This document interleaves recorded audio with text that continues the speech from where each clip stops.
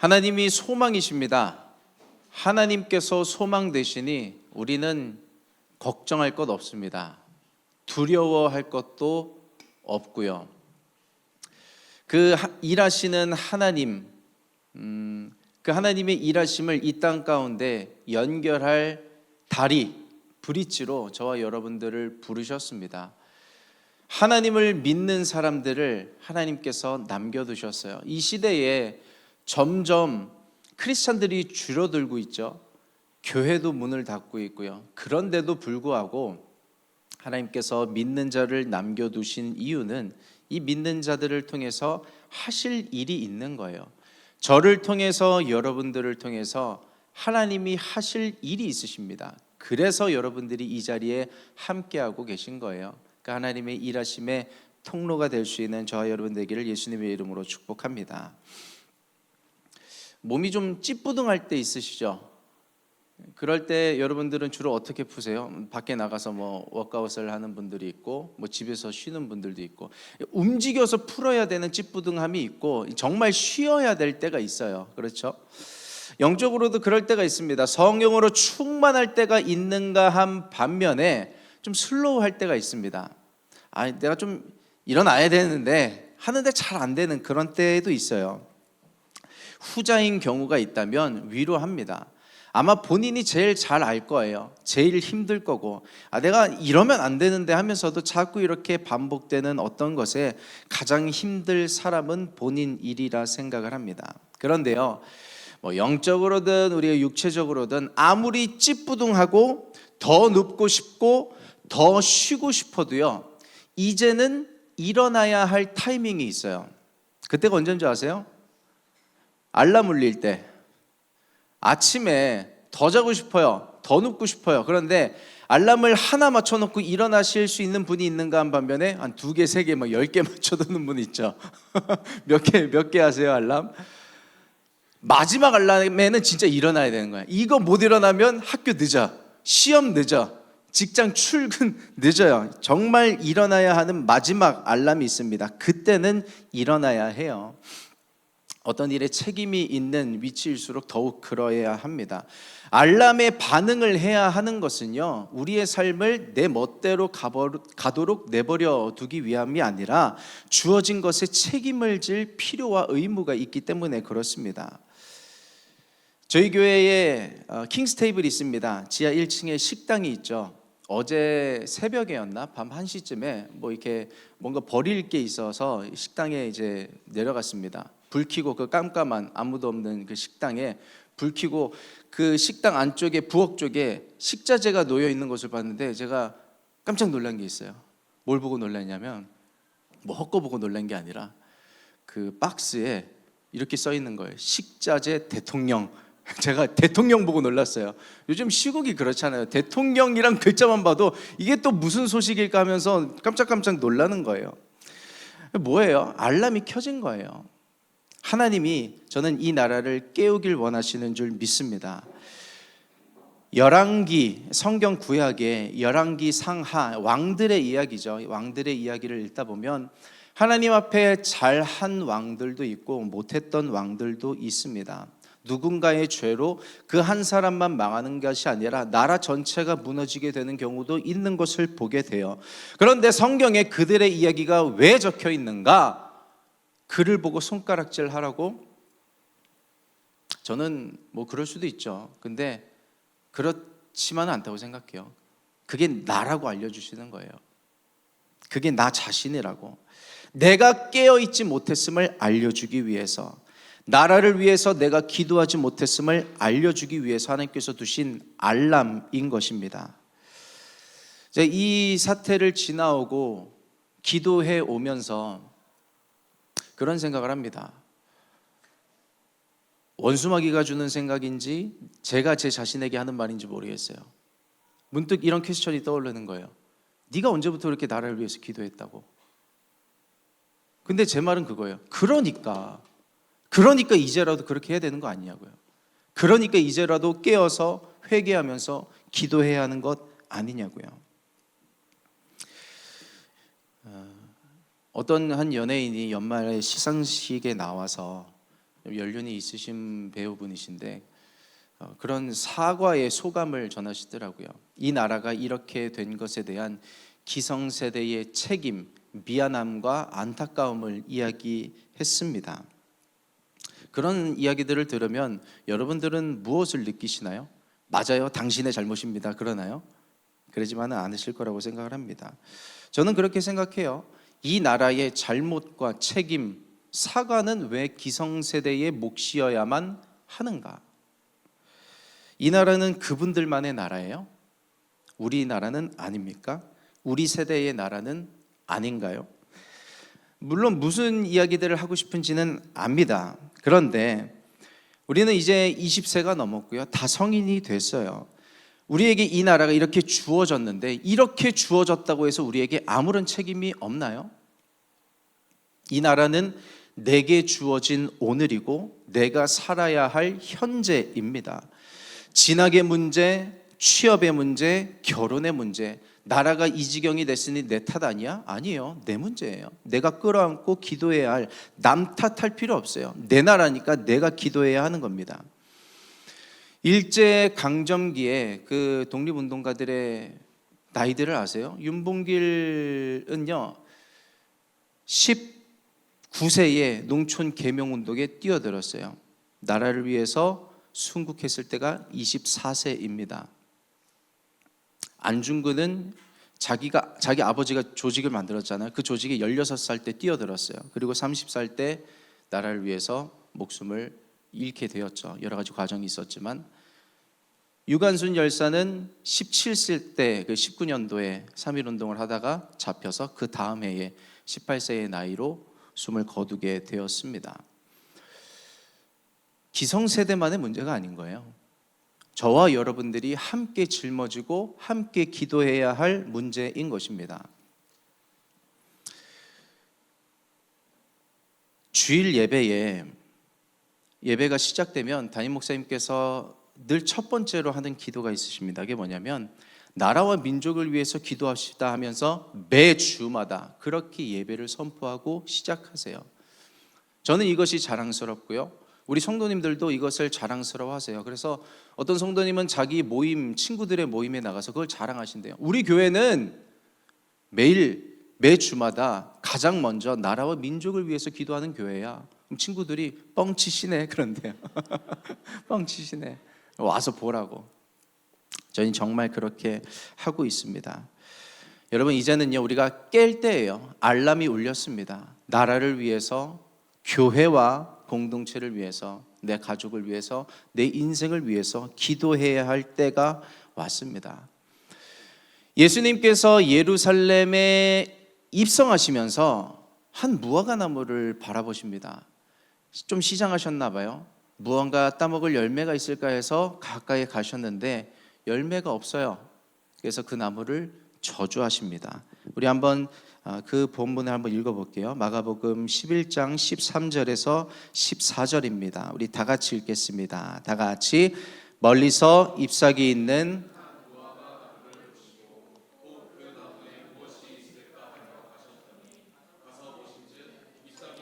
아무것도 없더라. 이는 무화과의 때가 아님이라. 예수께서 나무에게 말씀하여 이르시되 영원토록 사람이 내게서 열매를 따 먹지 못하리라 하시니 제자들이 이를 듣더라. 아멘. 잎사귀 외에 그 무화과 나무에 아무것도 없었는데 희한하죠? 이는 무화과의 때가 아니래요. 열매를 맺을 철이 아닌데, 시기가 아닌데 예수님이 그 나무를 저주하십니다. 왜요? 열매가 없다고. 아니 주님, 철이라는 게 있고 다 때라는 게 있는데 왜 그걸 모르시고 나무를 저주하십니까? 배고픈데 못 드셨다고 지금 뭐 심술나신 거예요? 그래서 그 나무를 저주하신 거예요? 아니요, 예수님 마음이 그게 아닙니다. 이 무화과 나무라는 종은요, 철이 다 있죠. 철이 다 있는데 요즘 뭐 하우스 재배가 워낙 발달을 해서 언제든 귤도 먹을 수 있고 수박도 먹을 수 있고 딸기도 먹을 수 있죠. 맛이 좀 덜할 뿐이지. 무화과 나무는요 철도 있고 때도 있는데 상시 조금이라도 열매를 맺을 수 있는 나무였어요. 당도는 어떨지 몰라도. 예수님이 하시는 말씀이 뭐냐면 언제 철들래 그 나무한테? 언제까지 상황 탓할래? 언제까지 환경 탓하면서 나는 지금 열매 맺을 때가 아니라고 그렇게 상황 탓만 하고 있을래? 라고 하시는 말씀인 거예요. 제가 그렇고요, 여러분들이 그렇고 우리 교회가 그런 때가 아닌가 생각을 합니다. 성령 충만할 때도 있고요, 슬로우할 때도 있고 저마다 타이밍은 조금씩 다를 수 있죠. 그러나 이제는 깰 때인 줄 믿습니다. 우리가 당도는 몰라요. 얼마나 그 열매가 달지는 모르겠는데 기도의 열매, 성령의 열매를 맺기 시작하는 저와 여러분 되기를 예수 그리스도의 이름으로 축복합니다. 내 인생에 내가 나라는 나무가 시냇가에 심겨져서 하나님께 그 영양분을 공급받고 열매를 맺기 시작하는 자, 그러한 책임이 저와 여러분들에게 있어야 할 줄 믿습니다. 오늘 갈라디아서 5장 말씀을 읽으셨는데요, 내용이 단순합니다. 육체를 따르는 사람, 자신의 본능을 따르는 사람과 성령을 따르는 사람의 디퍼런스를 이야기하고 있는 거예요. 육체를 따르는 자들은 육체의 열매를 맺게 되죠. 그것을 여러 가지로 분류해놨는데 음행, 그리고 어떤 절제하지 못하는 것들, 육체를 따르면서 관계적인 문제가 일어나기 시작되는 것들, 우상숭배, 그런 것들을 이야기합니다. 반면 성령을 따르는 사람들은 성령의 열매를 이야기하죠. 사랑과 희락과 화평과 오래 참음과 자비와 양선과 충성과 온유와 절제의 열매를 맺게 된다라는 그런 이야기를 하고 있는 것입니다. 성령을 따르는 자는 성령의 충만함이 있는 사람들입니다. 그래서 저와 여러분들이 성령의 충만함이 있기를 예수 그리스도의 이름으로 축복합니다. 근데 성령의 충만함이 뭘까? 이번에 말씀을 묵상하면서 주님, 성령의 충만함이 뭘까요? 성령의 충만함이 뭘까요? 묵상하는데 그런 마음을 주셨어요. 진심인 사람이 되라. 진심인 사람이 되는 거예요. 신앙의 진심인 사람, 믿음의 진심인 사람, 하나님께 진심인 사람, 말씀의 진심인 사람, 기도의 진심인 사람. 이번 주에 이제 신방을 다니면서 이제 기업 예배를 한 곳에 들어갔는데 그 기업에 이제 그 기업을 운영하시는 한 권사님의 어머님이 같이 참석을 하셨어요. 그 어머님이 이제 권사님이신데 나이가 85, 85세 정도 되세요. 그 할머니 권사님이 같이 이제 세 번째 기업을 오픈하셔서 이제 기업을 이제 막 스타트하신 곳인데 도와주시기 위해서 오신 거예요. 같이 예배를 드렸죠. 같이 찬양하고 같이 말씀 선포하고 듣고 기도하면서.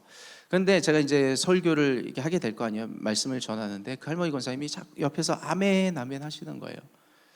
제가 그 아멘 아멘 소리를 들으면서 뭐 힘도 나지만 문득 그런 생각이 드는 거예요. 왜 이 85세 되신 할머니께서 이 젊은 종이 선포하는 메시지에 아멘 아멘 하는 것인가? 물론 알죠. 이 사람의 말이 아니라 하나님께서 전하시는 메시지라는 것을 믿고 아멘 하시는 거예요. 뭐냐면 진심이신 거예요. 내 앞에 있는 이 젊은 종이 몇 살이고를 떠나서 하나님께 진심인 거예요. 그 아멘 소리에 저도 뜨거워집니다. 저도 생각하게 되죠. 나는 얼마나 진심인가, 얼마나 믿음으로 이 기업을 축복하는가. 그렇게 맞불이 붙는 겁니다. 받는 자의 진심과 전하는 자의 진심이 만날 때 저는 반드시 기적의 역사가 일어날 줄 믿습니다. 요즘에 여러 가지 소식들이 많이 들려옵니다. 뭐 이런 카더라도 들려오고요, 뭐 찌라시도 들려오고요. 뭐가 진짜인지 분간이 안 가는 정말 소설과도 같은, 소설보다 더한 이야기들이 들려오고는 합니다. 제가 얼마 전에 몇 주 전에 메시지를 전하면서 그런 예화를 들었죠. 앵커맨 이야기를 했던 거 들으신 분들은 기억하실 것입니다. 혼란스러운 시대 속에서 진실을 전할 수 있는 그 한 사람. 그래서요, 여러분들 많은 매체들을 접하실 텐데 글쎄요, 뭐 왼쪽 오른쪽 색깔을 떠나서 잘 분간해서 잘 분별해서 매체를 접하시기를 부탁을 드립니다. 만약에 내가 중심이 잡혀 있지 않으면 그냥 그렇게 들리는 대로 따라가고 생각하게 되어 있는 거예요. 그래서 잘 분별해서 보는 것도 중요합니다. 이 시국에 우리 국민들이 원하는 게 뭐예요? 정치에 진심인 사람을 원하는 거 아니에요? 진심인 정치인과 진심인 언론인을 사람들이 원하고 있는 것이라고 생각을 합니다. 마찬가지라고 생각을 해요. 세상이 교회에 원하는 바, 하나님께 진심인 사람, 믿음의 진심인 사람. 세상 사람들이 왜 교회에 화가 나요? 크리스천들에게. 진짜 크리스천들이 안 보인다는 거예요. 저와 여러분들이 그렇다는 게 아니라 사랑과 희락과 화평, 오래 참음, 뭐 쭉쭉쭉 해서 온유와 절제 어딨냐는 거예요. 저는 하나님도 자신과 당신의 나라에 대해서 진심인 자를 찾으시는 줄 믿습니다. 저와 여러분들이 하나님 앞에 진심인 자가 되기를 예수 그리스도 이름으로 축복합니다. 우리가 어떻게 그 진심을 가질 수 있는가? 회개밖에 없어요. 다윗이 하나님 앞에 회개했던 장면입니다. 우리 같이 시편 51편 10절 말씀 합독하겠습니다. 다 같이. 하나님이여 내 속에 정한 마음을 창조하시고 내 안에 정직한 영을 새롭게 하소서. 다윗의 회개입니다. 주님, 제가 그런 척했던 사람이었습니다. 하나님을 잘 섬기고 바지가 벗겨지도록 찬양하는 그런 사람이기도 했지만 다른 한켠에 내 안에 음란이 있고 음행이 있고 호색이 있고 그런 사람이었습니다. 내 안에 정직한 영을 회복시켜 주시옵소서. 하나님 앞에 회개하는 장면이에요. 그 회개를 통해서 다윗은 하나님을 향한 진심을 회복하게 됩니다. 신앙의 진심이 되면요, 믿음의 진심이 되면 어떤 일들이 일어나는지 아세요? 내 삶에 어그러졌던 일들, 막 이렇게 여기저기 걸려있는 수건들, 옷가지들, 어디서부터 정리해야 돼 하는 일들이 정리가 되기 시작해요. 내 손으로 정리가 되지 않던 일들이 회개하면요 정리가 되기 시작합니다.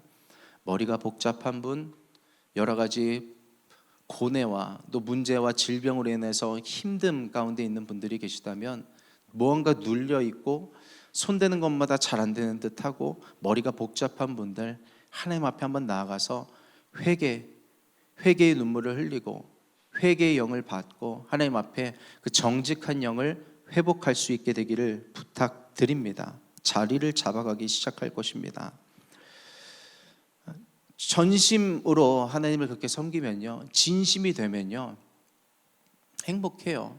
근데 그 진심을 유지하기 위해서는요 쉽게 되지는 않습니다. 그 진심을 유지할 수 있기는요 부단한 노력이 필요합니다. 발버둥 쳐야 돼요.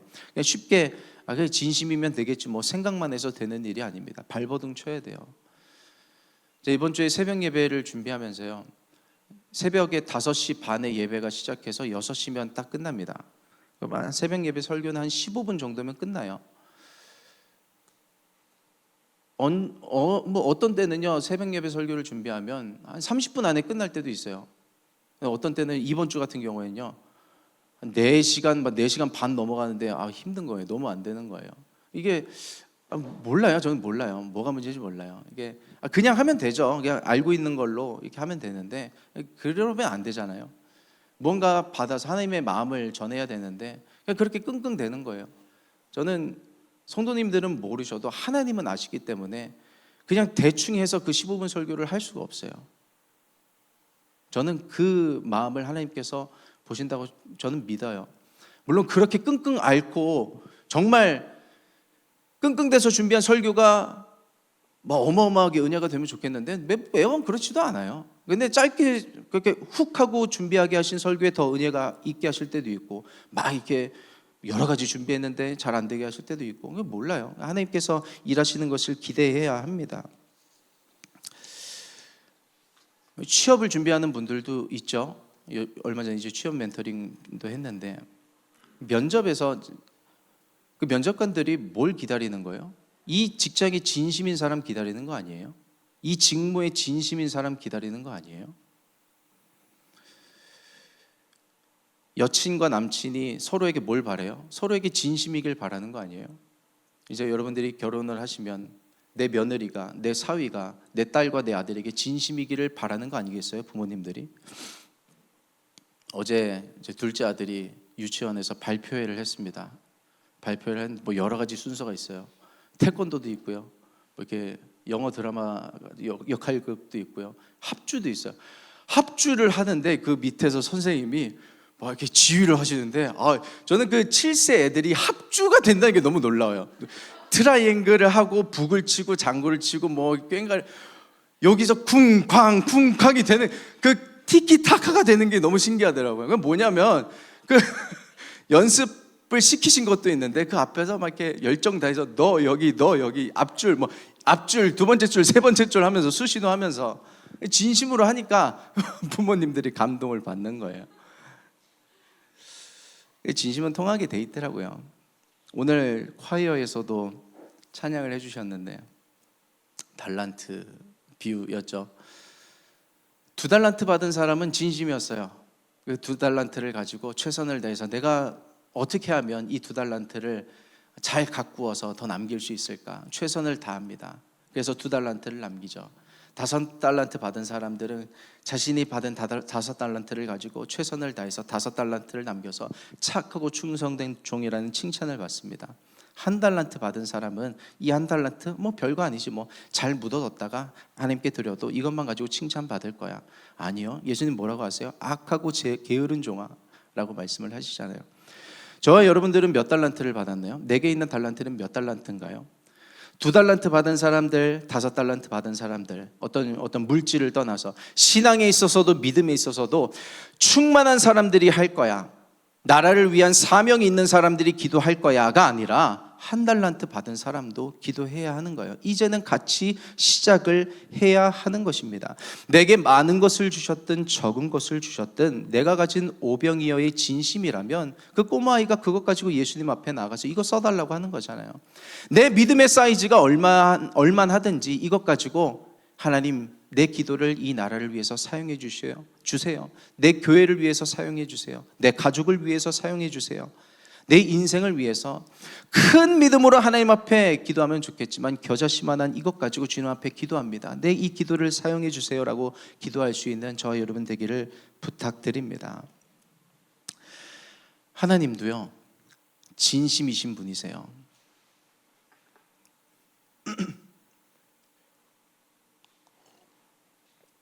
하나님이 뭐라고 해야 될까요? 뭐 이 나라를 치셨다고 해야 되나? 아니면 모르겠어요. 근데 하나님도 아프실 거라고 생각을 해요. 죄와 허물을 드러내시고 회개하게 하시고 교회들로 하여금 저는 회복시키기를 원하시는 그 하나님의 뜻을 사모합니다. 저는 기도하면 하나님께서 일하실 것을 믿어요. 그리고 기도밖에 답이 없는 것은, 어제도 이제 기사를 보면 탄핵 소추안이 이제 가결이 됐고 이제 헌재로 넘어갔잖아요. 180일 안에 이제 판결이 이제 용인이 나야 되는데, 그렇게 해서 되면 어떻게 해요? 탄핵이 정말 이제 돼서 대통령이 내려오게 되면 그 다음은, 만약에 안 되면 그 다음은 어떻게 해야 돼요? 안 돼서 복귀가 되면 어떻게 해야 되는 거예요? 잘 모르겠어요. 그래서 기도할 수밖에 없는 거예요. 하나님의 지혜, 하나님의 뜻이 이루어지게 해달라고. 저는 그 기도를 통해서 하나님께서 정치와 경제, 사회, 문화, 교육 그 모든 부분들을 회복시켜 나가실 뿐만 아니라 더 큰 그림이 있으시다고 저는 믿어요. 복음 통일을 준비시키시고, 모르죠, 복음 통일 그 이상의 어떤 것을 준비시키기 위해서 이러한 국면을 맞이하게 하셨을 수도 있다는 그런 생각을 해봅니다. 하나님의 계획은요, 무궁무진해서 우리가 알지 못하는 방법이 다가오게 되어 있는 거예요. 어마어마한 병의 문제로 고통을 받게 되는 그런 경우도 있습니다. 성경에 보면요, 회당장 야이로의 딸이 병들어서 죽게 된 거예요. 예수님을 찾아옵니다. 예수님, 내 딸이 병들어서 죽게 됐습니다. 고쳐주십시오. 그래요? 갑시다 해서 가는 길에 혈루병 여인이 예수님의 옷자락을 붙잡고 늘어지는 거예요. 나 고쳐달라고. 그런 찰나에 야이로의 집에서 사람이 옵니다. 당신 딸이 죽었다고. 예수님, 내 딸 고치러 가시다가 내 딸이 죽었으면 예수님 책임지셔야 돼. 별의별 생각 다 있을 수도 있어요. 예수님을 향해서 화낼 수도 있고, 예수님을 향해서 원망할 수도 있고, 분노할 수도 있고. 근데 예수님의 진심이 뭔지 아세요? 그 아버지에게, 회당장 야이로에게 뭐라고 말씀하시는지 아세요? 그 병에 죽게 된 그 딸을 둔 아버지에게 두려워 말고 믿기만 하라고 말씀을 하세요.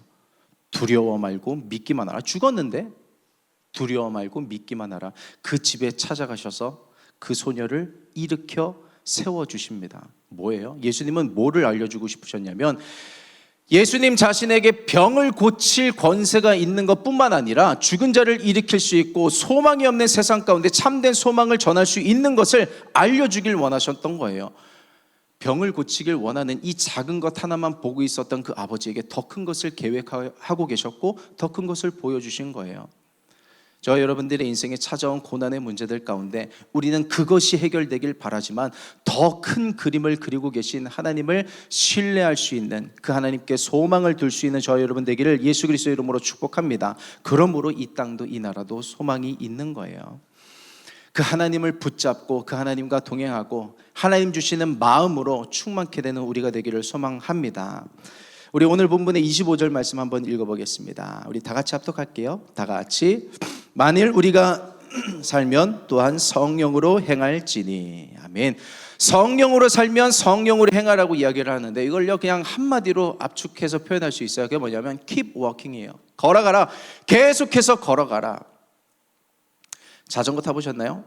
자전거가 넘어지지 않으려면 계속해서 키 페달링을 해야 돼요. 페달을 밟아야 넘어지지 않죠. 신앙도 계속해서 걸어가야 된다는 이야기를 하고 계신 거예요. 계속해서 걸으라. 안주하지 말라. 지금의 믿음과 지금의 신앙에 만족하지 말라. 자꾸 휘적거리라 말씀을 하고 계신 거예요.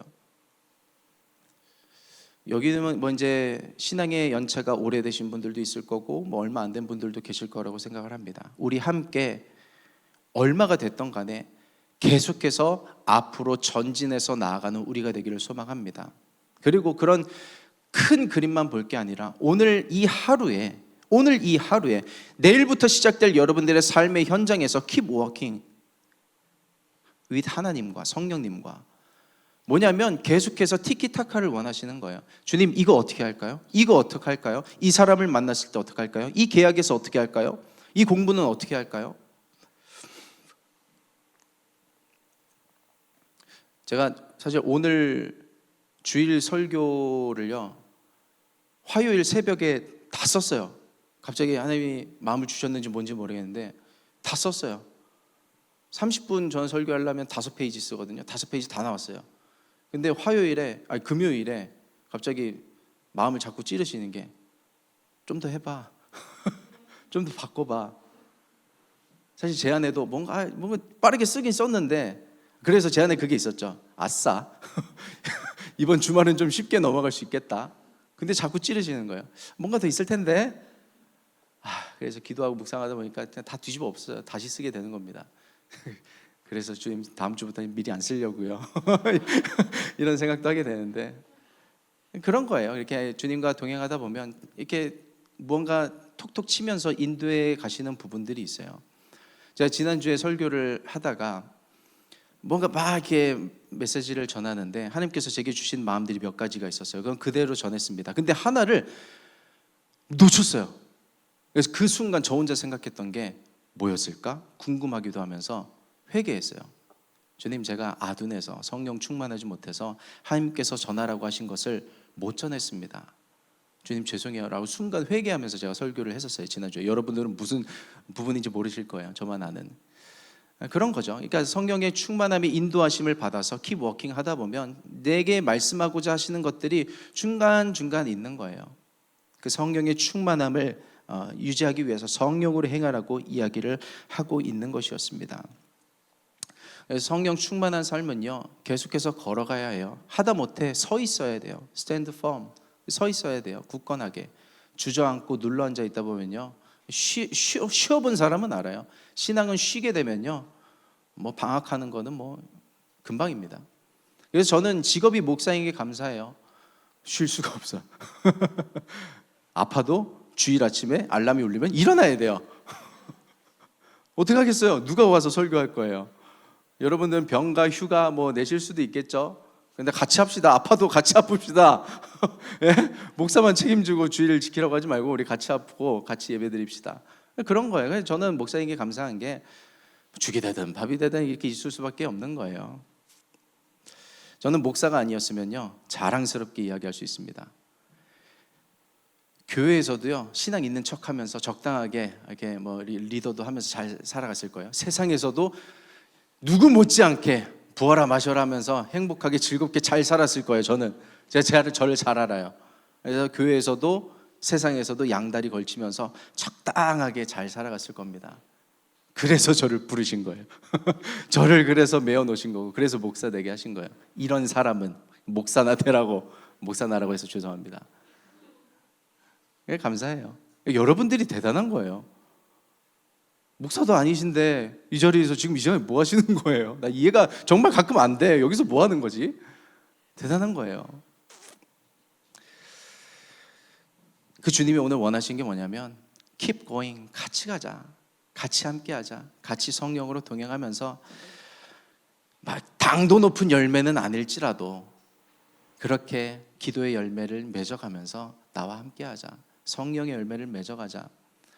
사랑, 희락, 화평, 오래 참음, 자비, 양선, 충성, 온유, 절제. 막 이렇게 대단한 절제, 대단한 사랑 아니어도 조금씩 같이 해보자, 조금씩 같이 해보자 요구하시는 거잖아요. 그렇게 우리가 성령님과 동행하면서 하나님께서 오늘 나에게 무엇을 원하시는가, 어떻게 살길 원하시는가, 그 성령의 일하심에, 성령의 뜻에 민감하게 반응할 수 있는 저와 여러분 되기를 예수 그리스도의 이름으로 축복합니다. 진심도요 훈련이 필요합니다. 사랑도 훈련이 필요해요. 아니 뭐 알겠지 뭐. 아니에요. 훈련이 필요해요. 근데 그게 혼자가 안 되거든요. 그래서 교회가 필요한 거예요. 진심인 사람들의 온기가 있어요. 이제 이 나라가 이런 국면을 맞이하면서 이번 주에 우리 한 청년이 연락을 줬습니다. 우리 나라를 위해서 남은 24년 동안 기도하면 어떻겠냐고. 남은 일수가 21일이래요. 그래서 수요일부터 스타트를 끊으면 같이 기도하자고. 그래서 매일 기도의 시간을 정하고 각자 자리에서 기도하고 어제 줌으로 모여서 우리 기도회를 했고요. 또 시간이 되는 분들은 1시부터 2시까지 기도실에서 기도하다가 올라오셨습니다. 그렇게 하길 원하는데 마음은 있는데 육신이 잘 안 움직이시는 분들은 그렇게 공동체와 함께 하는 거예요. 그러면서 그 온기를 나눠받는 겁니다. 그러면서 진심의 훈련을 해가는 거예요.